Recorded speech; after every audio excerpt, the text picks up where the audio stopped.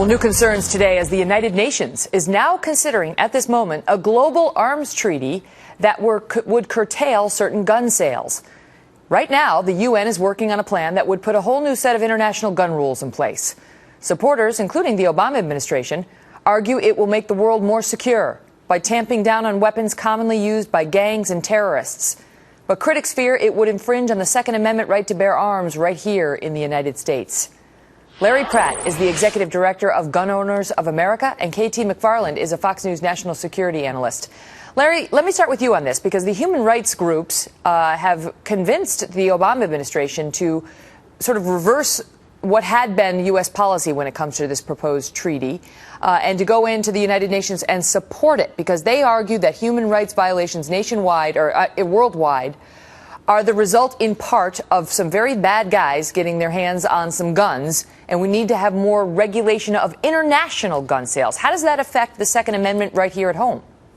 Well, it would completely work against what the Second Amendment is intended to do, but it doesn't seem that the Constitution is much of an obstacle or a problem for this administration. But nevertheless, shall not be infringed is something that a treaty can't trump. The very language in the Constitution dealing with treaty making says that treaties have to be made under the authority of the United States. And if we, the people, haven't given authority for gun control to the United States, to the federal government, then its hands are tied. And at a practical level, I think even Harry Reid's Senate would look at that treaty if it's presented to them and say, this is toxic. I'm not going there in an election year. The gun lobby has a lot of power, KT, a lot of power. Just look at once the NRA decided to score that Holder contempt vote, you had like 24 Democrats almost immediately come over the other side of the aisle. So these lawmakers do pay attention to what the gun lobby wants. It doesn't want this treaty. But why? I still fail to understand exactly how it's going to affect Americans and the Second Amendment, as opposed to, because, the folks who are proposing this want us to believe that this is only an international thing that's going to stop, genocide in other countries because we're going to take away their guns.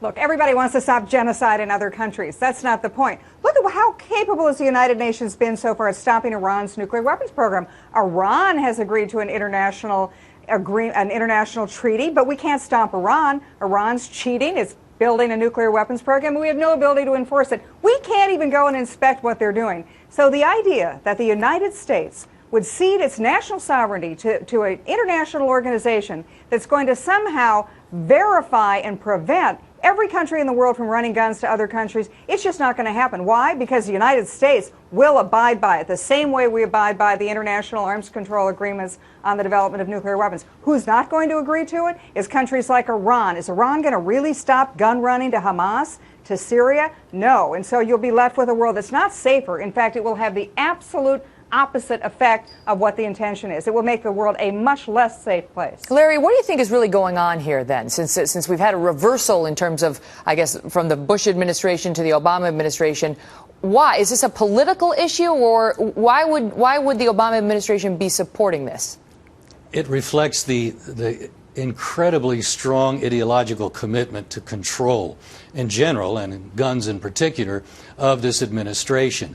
What they're seeking is not going to be ratified by a Senate, but what I suspect they will try to do, because we've seen it in other areas of federal governing, is declare that whatever it might be, registration, prohibition of certain calibers of firearms, they'll just try to put that into effect administratively, even though they have no authority. That hasn't stopped them anywhere else where they've wanted to go.